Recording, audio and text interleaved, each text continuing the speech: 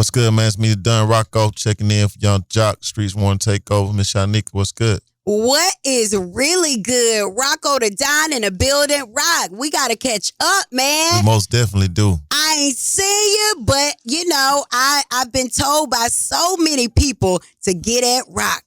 Get at Rock, get at Rock. So you are still very active out here, not seen, but very felt.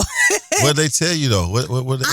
Okay, so I was recently looking for properties for housing for... Oh, okay, yeah. Yeah, and so I was told by a friend, man, call Rock. Rock can get you straight. So can you tell us about what you've been currently up to as it pertains to real estate? Well, not trying to say my age, but this is my 20th year of being a real estate investor. I bought my first house in 2002.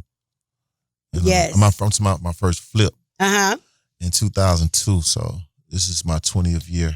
Okay. Just buying, flipping. Well, I do real estate in every shape, form, and facet. You know what I mean? Okay.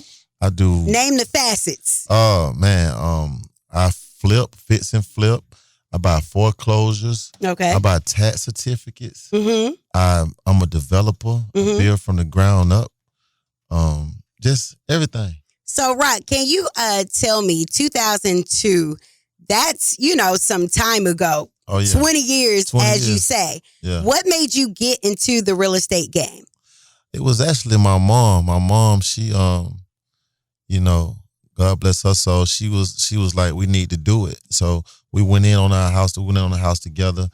We put a couple dollars down. We had a mortgage on it, and then a few years later, the market went upside down, and it kind of changed, and it taught me, you gotta be prepared for anything and everything. But it was a gift and a curse because the market crashed, so I was upside down. And that was what, 2008, like 2009? Something like that. Yeah. Just fast forward. But it taught me that you got to be prepared. So when the market crashed, I was upside down a couple mortgages, so I just had to rent those out until it came back or whatever. But I was able to accumulate so much property. Okay. I was able to buy so many properties that like for pennies on the dollar. Right, because you had cash on hand. Yeah, I had the capital. Okay. So like houses that's now selling for $1 million, I was buying them for 30 grand, right. 40 grand, wow, stuff like that. Yeah. So okay, now with everything kind of being skewed to financial literacy, people are doing seminars and webinars and all of this. How does it feel for you knowing that you were one of the first people, in this entertainment industry that we know of, especially in Atlanta.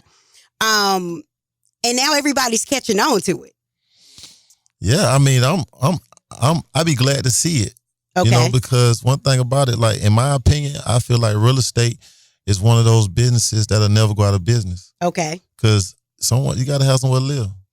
You know what I'm saying? So irregardless of what's going on with the market, like of course the interest rates are up and it's kind of slowing down home sales and stuff like that. But real estate, one thing about it, is here to stay.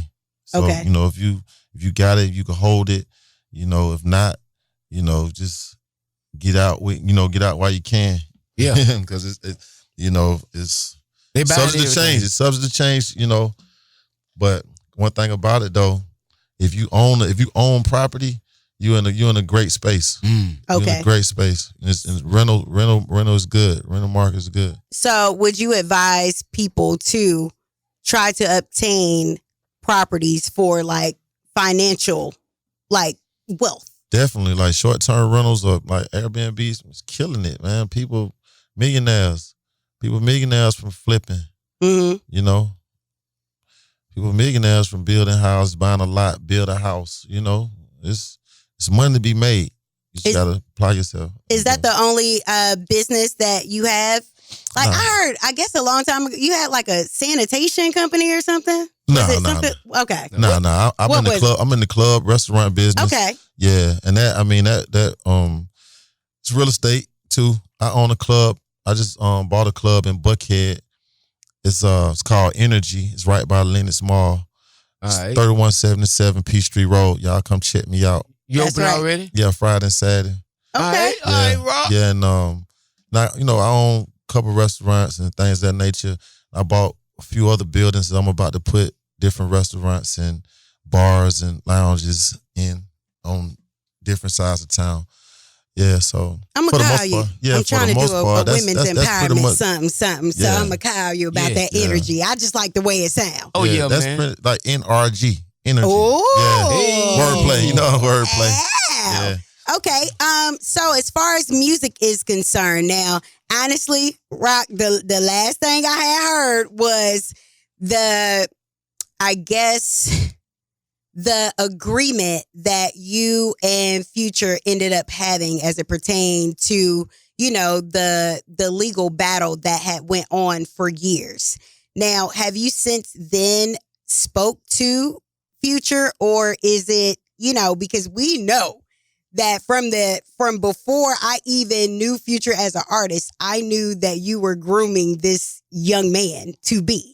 And that he had music and people thought he was hot and he blew. I mean, like Future is still relevant, 10 years later? definitely. So have you guys had any exchanges like since the whole agreement has been released? Definitely. We spoke. We've been around each other a couple of times.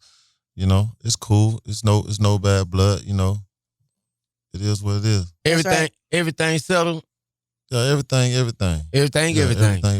I took it as that. And, business is business at the end of the day. And this is a businessman right here. Yeah, everything. All right. So as far as your music, are you still interested in doing that? Are you looking for artists? What's going on? Well, I took a little time off. My mom passed. It kind of shook me up a little bit. I couldn't really focus.